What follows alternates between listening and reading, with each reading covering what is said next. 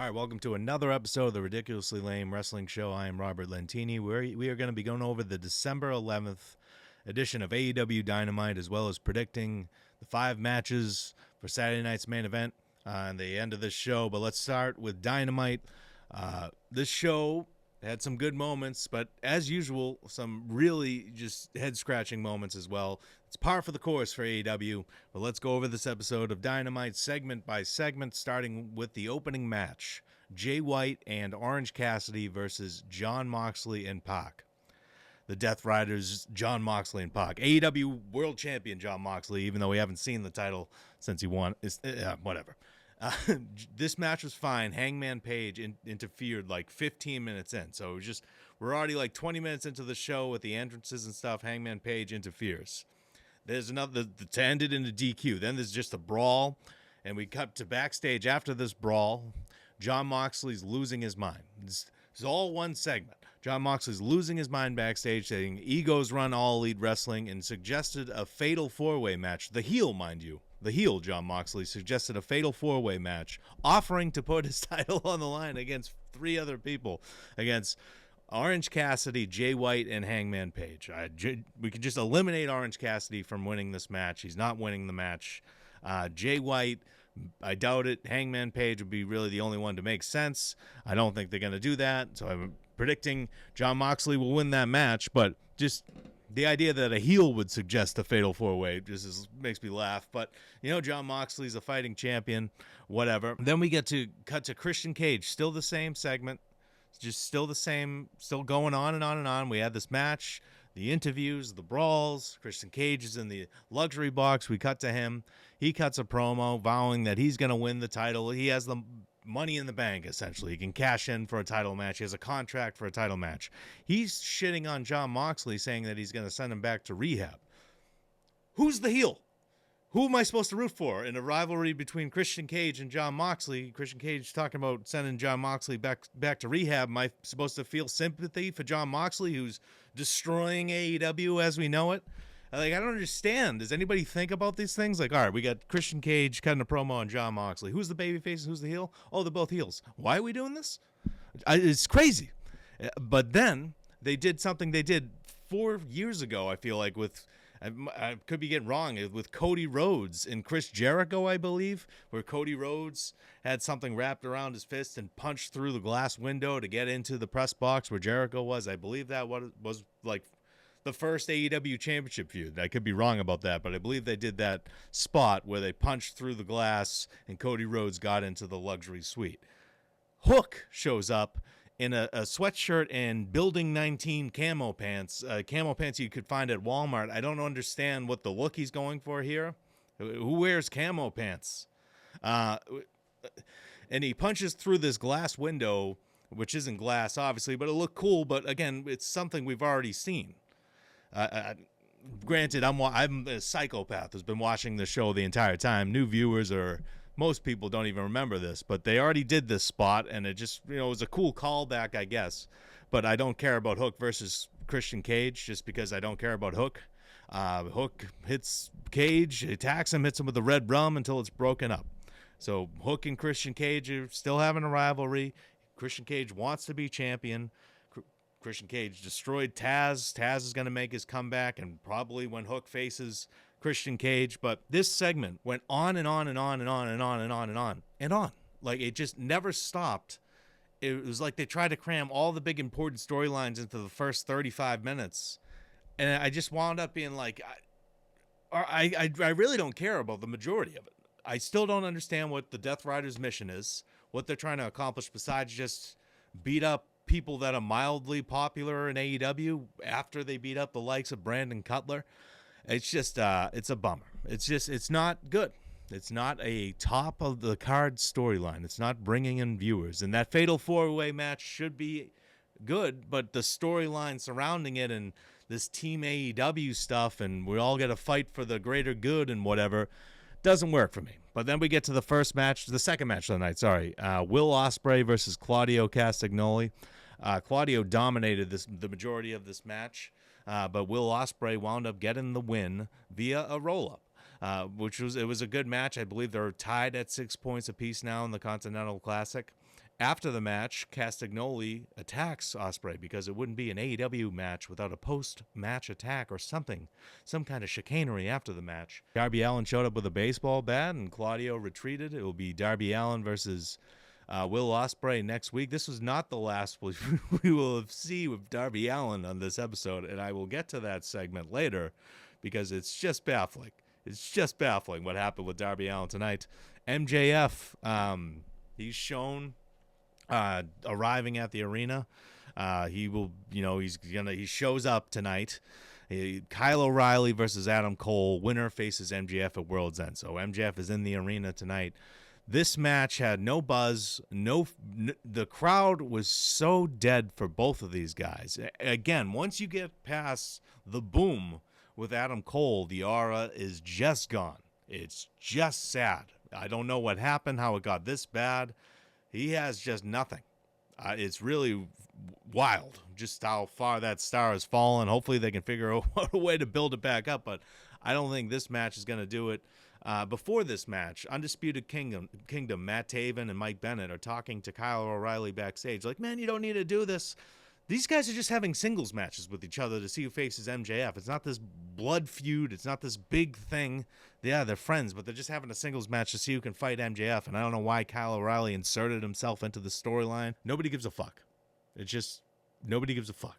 Nobody cared during this entire match. Sounded like a library. And again, I was a massive fan of Undisputed Era. I still am a massive fan of Kyle O'Reilly and Adam Cole. I think both of these guys are great. But whatever has happened to Adam Cole, he cannot find the aura, the magic back, and this isn't it.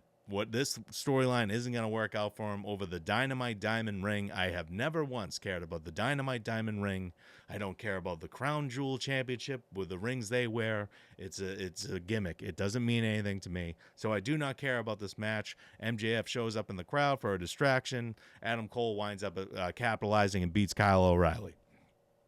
So it will be it will be Adam Cole versus MJF at World's End 2024. I believe it's 1 year to the day exactly that Adam Cole was revealed to be the devil last year, and that storyline fell apart. It was falling apart. The build up to it was terrible, and it just didn't work, and we're still doing it. We're still circulating around Adam Cole and MJF, and I don't think that, like, in a decade, we're all going to look back on this rivalry and be like, man, we were too harsh on it. It was actually pretty good. I think in a decade, we're all going to look back on this rivalry and say, why the fuck didn't they drop it like a year ago? Like a year, why didn't it just end at World's End? Like, why didn't, like, the injuries, everything, it just all got screwed up. Let's just let it die. But we're doing Adam Cole versus MJF at World's End. Hopefully, I mean, it'll be a good match. They're all in 2024 main event, or 2023 main event was fine. But, yeah, this storyline has just been a slog. Ricochet was interviewed by Renee Paquette. He will be in action tonight against Brody King. He's looking forward to the match.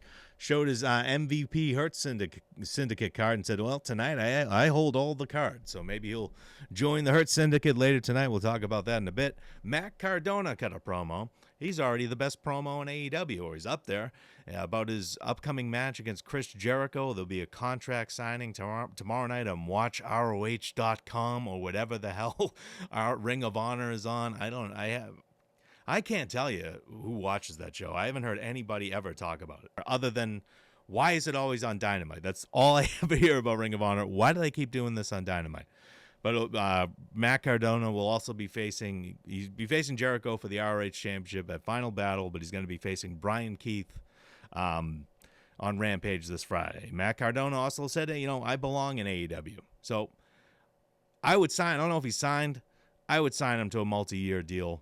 He's not, he's no CM Punk, he's no Cody Rhodes, but he's a star, and he can talk.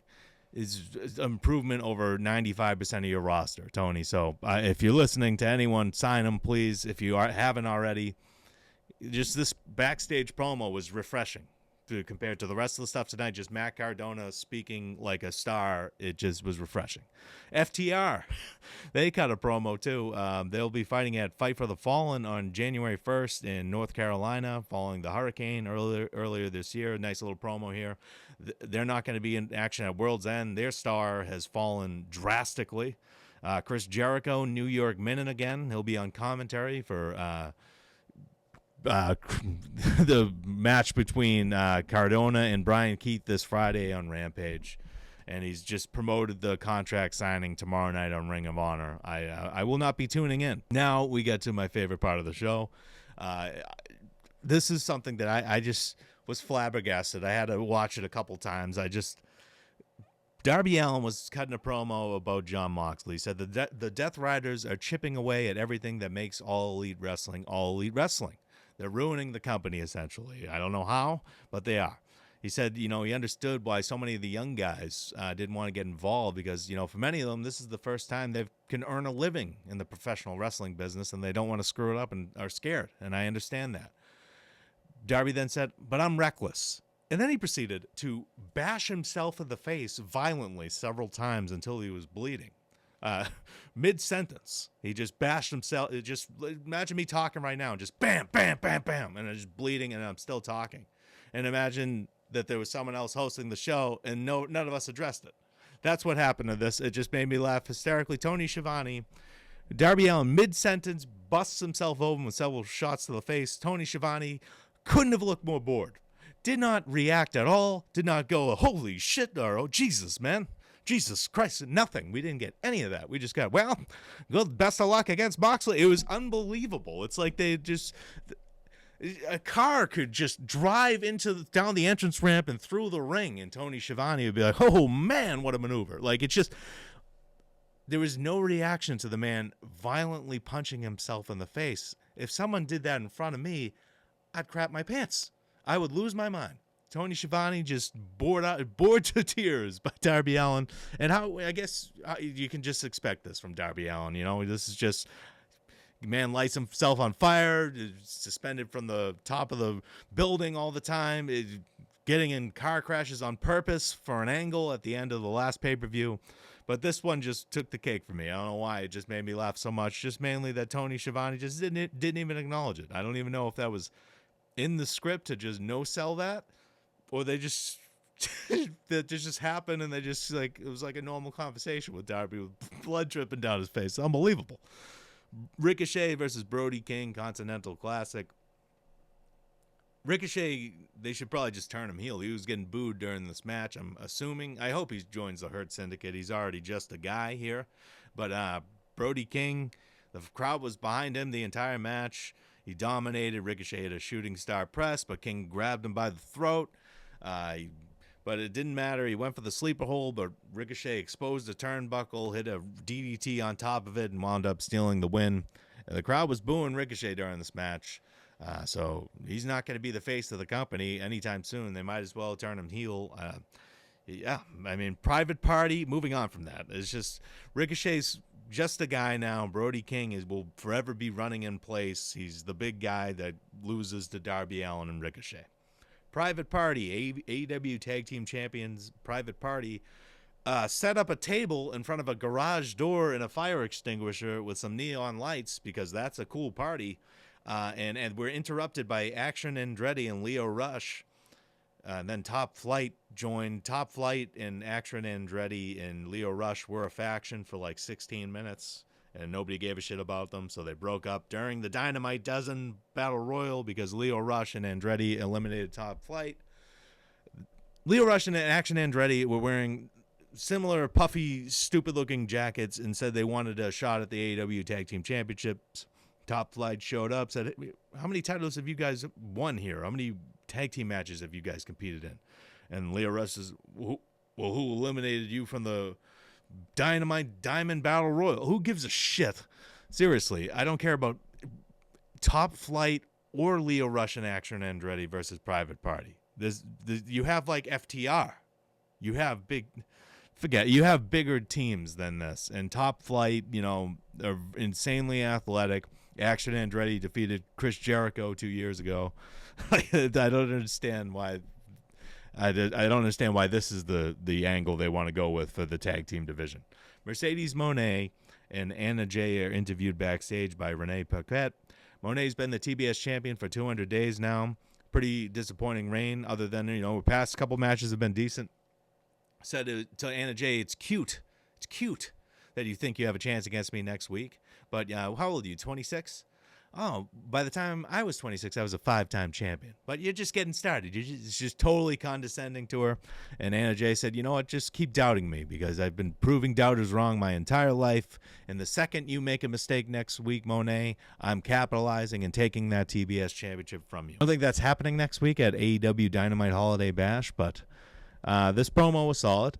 And Moné is one of the best female wrestlers in the world. It just has not translated in AEW, so she could theoretically bring out the best in Anna Jay and make her into a bigger star, even if she doesn't drop the title to her.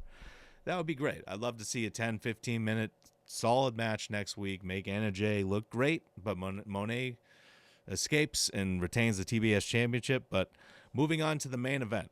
This match started at 9:54, so 6 minutes left in the show, but obviously they do their overruns every week now. Back and forth, Mariah May versus Mina Shirakawa for the AEW Women's Championship. Back and forth. We got a figure four in the first few minutes. This is a blood feud where they're smashing champagne bottles over each other's heads. We got a figure four. Let's do submission holds in this match. That's a minor criticism, but it's a blood feud. If anything needs like a no DQ match, it would be this one. But they do figure fours, and Mariah May's focusing on the knee, and Mina's then focusing on Mariah's knee, slamming it into the ring post over and over again. But Mariah May hit her finisher, couldn't get the win. Mina hit her finisher, couldn't get the win. Mariah May then hit the Storm Zero, Toni Storm's move, for the pinfall victory to retain the AEW Women's Championship. After the match, everybody expected Toni Storm to return. She did, but she did not return as timeless Toni Storm. She was back to her old gimmick, just Toni Storm with the eye black hair, and just got a big pop. She was emotional. We'll see where this goes. I like the timeless Toni Storm character. Some people don't. They think it's a little too hokey, a little too gimmicky. I find it fun. I like Luther as her butler. I liked everything about it.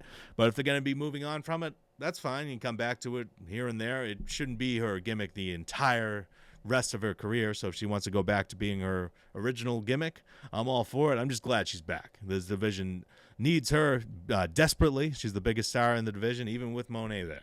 So Moné has not been able to become that star that they needed, but I'm guessing we're getting Mariah May versus Toni Storm maybe at World's End. We'll see. I'd also like to point out that Thunder Rosa was in the crowd. They kept cutting to her, holding signs, Mariah, you may not. What the fuck, not my champion. I don't know what that was, why they kept doing that, like in the middle of big moments. Toni Storm's returning, and we're getting a reaction shot from Thunder Rosa, who hasn't been relevant to me in AEW for a long ass time. So I don't know why they did that, but overall, okay show. Some cool matches added to World's End, but again, it's the build, and it's just not working. It's just not working. These storylines are not getting the job done. The Death Riders have not clicked for me as to why I should hate them, why I should be so against them, or why I should care. What is their mission? What are they trying to do? Are they trying to ruin AEW and end the company? Or are they trying to improve it by drastic measures? They haven't really clarified what's in the fucking briefcase. Where's the title? I'm assuming we'll see that at World's End, hopefully. The new Death Riders title, who cares? But yeah, overall, decent episode of Dynamite. World's End, the build so far, not very good. But let's predict WWE Saturday Night's main event this weekend. This show I'm actually really looking forward to. We'll start with the biggest match of the night. Cody Rhodes versus Kevin Owens, the undisputed WWE Championship. The build to this has been great. Triple H presented Cody Rhodes with a special mystery item today on social media. Said he can only use it once this weekend. I'm assuming it's the Winged Eagle Championship. Cody Rhodes has talked about that a long time, that he wanted to bring back that classic title. They're not going to do that full time, but he'll get to do it at Saturday night's main event. The show is retro themed, makes sense. And they're not taking the title off Cody Rhodes anytime soon. Ain't no way in hell Kevin Owens is winning this match. I would love to see it. I love Kevin Owens. I think his work as a heel during this storyline has been tremendous. Him rolling up the window on Michael Cole's face is one of my favorite moments of the year, and that no bullshit. I laughed that hard at that when he just berated Michael Cole, made it seem like he was going to apologize to him. Hey, Michael. Cole, are you going to apologize? And just rolls the window up in his face slowly. Just brilliant. But he's not winning the title. I'm expecting Randy Orton to show up here during this match as well. But Cody Rhodes will retain the undisputed WWE Championship this Saturday night. Sami Zayn versus Drew McIntyre. This match was made this past Monday night on Raw. Drew McIntyre returned on the December 2nd episode of Raw, attacked Sami Zayn following his loss to Seth Rollins. He then later revealed in a vignette, I think during this past Monday's Raw, that he was the one who attacked Jey Uso. He said at least CM Punk took a bribe to accept teaming up with Roman Reigns in the men's War Games match at Survivor Series. Sami Zayn and the Usos just crawled back to the Tribal Chief after all they've done to him. So he's pissed at Sami Zayn. He attacked him again on Monday's Raw. Sami Zayn battled backstage. Singles match. Drew McIntyre's winning. They're not having him return and lose to Sami Zayn. Easy pick there, but it'll be a fun match. Women's World Championship. Liv Morgan versus Io Sky. I think this match is, again, I would be shocked if Io Sky won the title. I wouldn't be opposed to it, but I kind of would. It needs to be Rhea Ripley getting her revenge on Liv Morgan and getting that title back that she never lost. Probably at WrestleMania in Las Vegas if they can extend it to there. But yeah, I'm not picking Io Sky here. I'm picking Liv Morgan to retain. Maybe someone interferes. Some bullshit goes down, but I don't see Liv Morgan leaving Saturday night's main event without the Women's World Championship. The Women's United States Championship, the inaugural champion will be crowned. Bayley, Chelsea Green, Mia Yim, or Tiffany Stratton are the ones. They haven't decided the finals yet. It'll be decided on SmackDown. But I'm going with anybody besides Bayley. But if I had to pick, it would be Chelsea Green. I think she deserves it. The crowd loves her, loves to hate her. She's just over. And she would be a great first Women's United States champion. Could rely on Piper Niven to help her retain for a while, give her a 6-month reign or something, then make someone a star beating her. But I would love to see Chelsea Green win that title. And finally, the triple threat match for the World Heavyweight Championship: Gunther versus Finn Balor versus Damian Priest. I do not in a million years see Gunther losing this title. I'd be shocked if he did. I can't imagine they would take the title off Gunther to further the Damian Priest versus Finn Balor rivalry.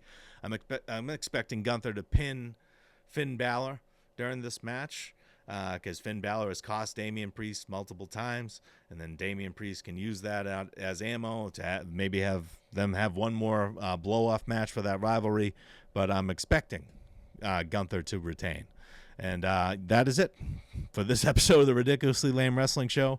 We'll be back for Friday night's SmackDown review, and again on Saturday for the Saturday night's main event review. And they announced they're doing another Saturday night's main event on January 25th. So hopefully this is successful. I like the idea of Saturday night shows, like not premium live events, just regular shows here and there, but with huge matches. I like that idea, and I'm looking forward to see how they pull it off with the retro vibe of the color commentators have the old suits on. I'm looking forward to seeing what they do with Saturday night's main event this weekend. But thank you so much for watching. We'll see you guys on Friday for the SmackDown review. And if you have not subscribed, please do so.